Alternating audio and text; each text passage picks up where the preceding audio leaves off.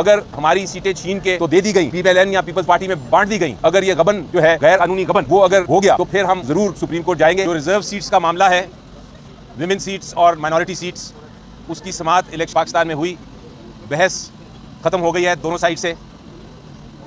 आईन पाकिस्तान बड़ा वाज़ेह तौर पे ये कहता है कि जितनी किसी सियासी जमात ने जितनी सीटें जीती हों इलेक्शन में, उनको सिर्फ और सिर्फ उन सीटों के मुताबिक माइनॉरिटी सीट्स और विमेन सीट्स में, यानी कि अगर किसी जमात ने 10 सीटें जीती हों नेशनल असेंबली में तो उसको उस 10 के अगेंस्ट जितना उसका हिस्सा बनता है वही मिलेगा, उन 10 सीट से आगे हिस्सा नहीं मिल सकता।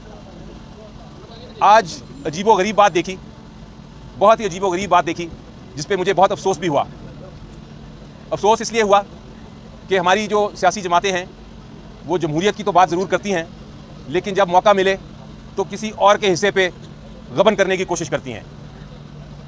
यानी कि आज पीएमएलएन की तरफ से भी और पीपल्स पार्टी की तरफ से भी और एमक्यूएम की तरफ से भी और कुछ और दीगर जमातों की तरफ से भी दरख्वास्त ये आई कि जनाब, हमने तो अपना हिस्सा, अपनी जितनी हमारी सीटें थी उसके मुताबिक अपना हिस्सा ले लिया है माइनॉरिटी सीट्स का और विमेन सीट्स का, लेकिन अब ये जो हिस्सा पीटीआई के कैंडिडेट्स को जाना है आइन के मुताबिक, वो हिस्सा भी हमें ही तकसीम कर दें। हमने इलेक्शन कमीशन ऑफ पाकिस्तान को सामने बताया कि आइन को आप तब्दील नहीं कर सकते। आइन में जो हिस्सा उनका है वो हिस्सा उनको आप दे चुके हैं। आइन में जो हिस्सा पीटीआई के बैक्ड जो कैंडिडेट्स हैं, जो पीटीआई के कैंडिडेट्स हैं जिन्होंने सुन्नी इत्तेहाद में ज्वाइन किया है, उनका हिस्सा आपको आइन के मुताबिक देना ही देना है।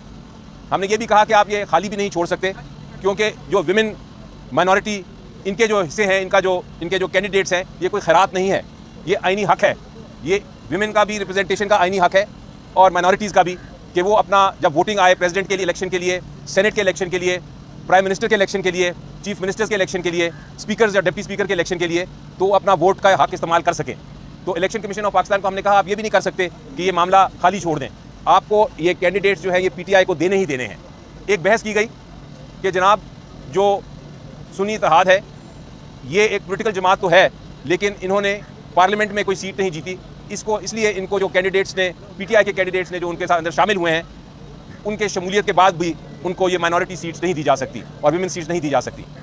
उस पर भी हमने आर्टिकल 51 दिखाया इलेक्शन कमीशन ऑफ पाकिस्तान को जवाब में, और ये बताया कि वहाँ लफ्ज़ इस्तेमाल हुआ है कि कोई भी पॉलिटिकल पार्टी को ज्वाइन किया जा सकता है, किसी भी पॉलिटिकल पार्टी को जो इंडिपेंडेंट कैंडिडेट्स हैं वो ज्वाइन कर सकते हैं। ये कोई कदगन नहीं लगाई आइन में कि उस पॉलिटिकल पार्टी को ही ज्वाइन कर सकते हैं जो पार्लियामेंट में हो, बल्कि पाकिस्तान की आइन में पार्लियामेंट्री पार्टी को अलग एक हैसियत दी गई है। वहाँ लफ्ज़ इस्तेमाल हुआ है आर्टिकल 51 में, पॉलिटिकल पार्टी सिर्फ। दूसरी बहस ये की गई कि जनाब सुन्नी इत्तेहाद ने लिस्ट नहीं दी। हमने उसका जवाब दिया कि बिल्कुल दुरुस्त है, लिस्ट नहीं दी, लेकिन इसमें कहाँ कदगन है कानून में कि आप दोबारा लिस्ट नहीं दे सकते। अब जबकि सुन्नी इत्तेहाद में इतने सारे जो कैंडिडेट्स हैं वो ज्वाइन कर गए हैं, उनकी तादाद पाकिस्तान में सबसे मेजॉरिटी में आ गई है, तो आपको कोई कदगन नहीं है इलेक्शन कमीशन ऑफ पाकिस्तान के ऊपर कि वो दोबारा से एक शेड्यूल अनाउंस करके तो इन विमेन जो हमारी सारी कैंडिडेट्स हैं, माइनॉरिटी के जो कैंडिडेट्स हैं, उनकी स्क्रूटनी करके उनको रिजर्व सीट्स दे दे। यही इंसाफ का तकाजा है। बहरहाल ये सारी बहस हुई और उस बहस के बाद अब इलेक्शन कमीशन ऑफ पाकिस्तान ने जजमेंट को रिजर्व कर लिया है। तो उम्मीद तो मेरी ये है, हम सबकी उम्मीद ये है कि आइन और कानून के मुताबिक फ़ैसला होगा और फिर हम इंशाल्लाह आगे चल सकेंगे। अगर ये नहीं हुआ, अगर हमारी सीटें छीन के तो दे दी गई, पीपीएलएन या पीपल्स पार्टी में बांट दी गई, अगर ये गबन जो है गैर कानूनी गबन वो अगर हो गया तो फिर हम ज़रूर सुप्रीम कोर्ट जाएंगे। लेकिन ये एक इतनी बड़ी आइन शिकनी होगी कि उसके बाद प्रेसिडेंट का भी इलेक्शन, सेनेट के भी इलेक्शन, प्राइम मिनिस्टर का भी इलेक्शन और स्पीकर और डिप्टी स्पीकर का भी इलेक्शन जो है वो सारा कंट्रोवर्शियल हो जाएगा, वो सारा मुतनाज़ा हो जाएगा और वो उसकी कोई लेजिटिमेसी नहीं रहेगी।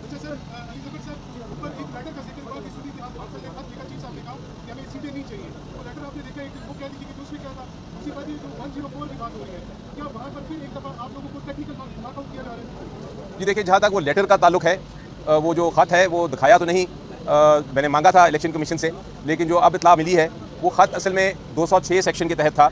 वो ख़त में कहीं ये नहीं लिखा कि हमने लिस्ट नहीं देनी या हम रिज़र्व सीट्स नहीं चाहते।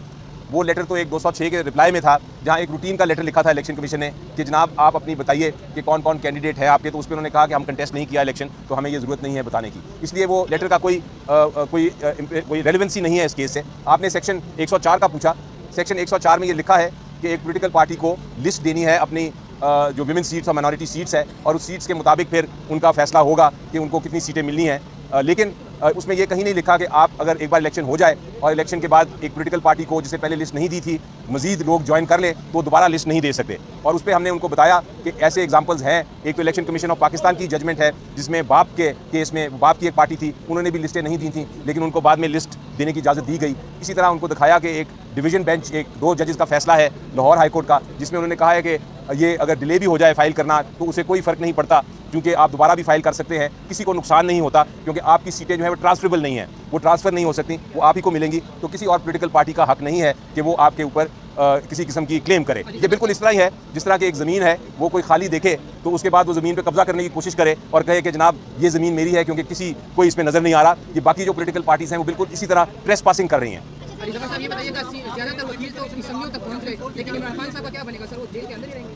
जी बिल्कुल नहीं, इंशाल्लाह उनके केसेस भी कल फिक्स्ड हैं। आप Lahore high court, Islamabad high court आइएगा, तीनों केसेस फिक्स्ड हैं। तोशा खाना का भी और साइफर केस भी और शाह महमूद कुरैशी साहब का भी केस फिक्स है। कल हम बहस करेंगे और इंशाल्लाह जल्द उसका फैसला आएगा।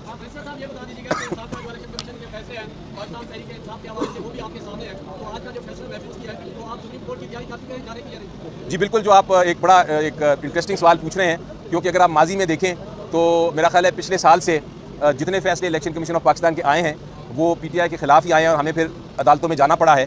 उम्मीद तो ये है कि इस बार आइन इतना साफ़ है और शफाफ है और क्लैरिटी है कि इसमें ऐसा नहीं होगा, लेकिन अगर आप माजी देखें तो फिर उसके मुताबिक हमने तैयारी कर ली हुई है। कहा कि इलेक्शन कमीशन ने सीटों के हिसाब से जो है ना रिजर्व सीट देनी है, इसका कोई रेशियो या कोई वो कायम किया गया है कि इस रेशियो के हिसाब से 10 की वो कितनी सीटें मिलेंगी? आइन में ही लिखा है। मसलन आप अगर बलूचिस्तान असेंबली का देखें तो वहाँ टोटल 16 सीटें हैं नेशनल असेंबली की तरफ से और 4 सीटें दी जाती हैं विमेन को। इसका मतलब है कि जो पार्टी 4 सीटें जीतेगी नेशनल असेंबली में बलूचिस्तान की तरफ से, उसको 1 सीट मिलेगी। इसी तरह हर सूबे का जो इंटाइटलमेंट है नेशनल असेंबली के लिए वो आइन में आर्टिकल 51 में दर्ज है और इसी तरह रेशो निकलती है। ये रेशो तब्दील नहीं हो सकती। ये नहीं हो सकता कि आप बलूचिस्तान से 4 सीटें जीतें और आपको चारों की चारों जो विमेन सीट्स हैं वो मिल जाएं, आपको एक ही मिलेगी।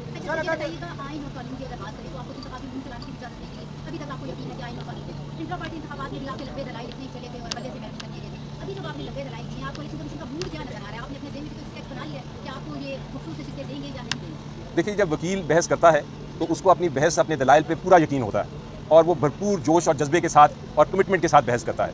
मैंने कोशिश की कि मैंने जो बहस करनी है उसको बाकायदा, हमने कल रात को हम 3 बजे तक बैठे रहे और 3 बजे तक हम तैयारी करते रहे। जो आर्गूमेंट, जो बहस गलत थी, हमने उसको खुद ही मुस्तरद कर दिया और हमने वो बहस की जो हमारे मुताबिक दुरुस्त थी, आइन के मुताबिक थी और कन्विंसिंग थी। तो उससे तो लगता था कि जो उन्होंने सवालात पूछे इलेक्शन कमीशन ऑफ पाकिस्तान ने, और इलेक्शन कमीशन ऑफ पाकिस्तान ने सवालात पूछने के बाद अपेरेंट ये लगता था on the face of it कि वो सेटिस्फाइड है, वो मुतमईन है। लेकिन जिस तरह आप कहती हैं कि कलम जिसके पास होता है अल्टीमेटली उसने ही लिखना होता है। हम वकील की हैसियत से हम अपना बेस्ट आर्गूमेंट, बेस्ट बहस कर सकते हैं, लेकिन अल्टीमेटली क्या फैसला होगा इस पर हम जजमेंट नहीं पास कर सकते। जी देखिए, मेरी चाहे जो भी आप माजी देख लें, मुझे यकीन है और हमेशा रखूँगा यकीन कि आइन और कानून के मुताबिक ही अदालतें फैसला करती हैं। फैसले गलत हो सकते हैं लेकिन वो इंसाफ के मुताबिक, जो उस वक्त के जज साहिबान समझते हैं वो इंसाफ के मुताबिक ही करते हैं। आप फैसलों पे बाद में तनकीद कर सकते हैं, लेकिन उस वक्त जो फैसला जज करता है वो अपने इल्म, अपनी काविश, अपनी अकल के मुताबिक वो फैसला करते हैं। तो इसलिए मैं हमेशा समझता हूँ कि फैसला हर आइन और कानून के मुताबिक ही होता है। हाँ, गलत हो सकता है, आप दूसरी तरफ से बहस कर सकते हैं कि नहीं इसकी तशरीह इस तरह होनी चाहिए थी, लेकिन आप ये नहीं कह सकते कि वो नाइंसाफ़ी है। साहब ये बताइएगा कि अभी फैसला आया नहीं, आपकी जमात ने पहले दे दिया, इसकी क्या वजह है? देखिए, अभी तक कोई रद्द-ए-अमल नहीं आया पार्टी की तरफ से। हम हमेशा से इदारों का एहतराम करते हैं और हमने इन पर एतमाद किया, जिस तरह अली ज़फ़र साहब ने फरमाया। हम यही कह रहे हैं और उम्मीद करते हैं। लास्ट टाइम भी इनका मूड ऐसा ही था, हमारे फेवर में था, लेकिन एनीवे जो भी डिसीजन होगा let's see down the line. अब जबकि आवाम ने बोला है सब कुछ, उम्मीद है इंशाल्लाह ताला तरीक़ाकार भी डिफरेंट होना चाहिए और कानून के मुताबिक होना चाहिए।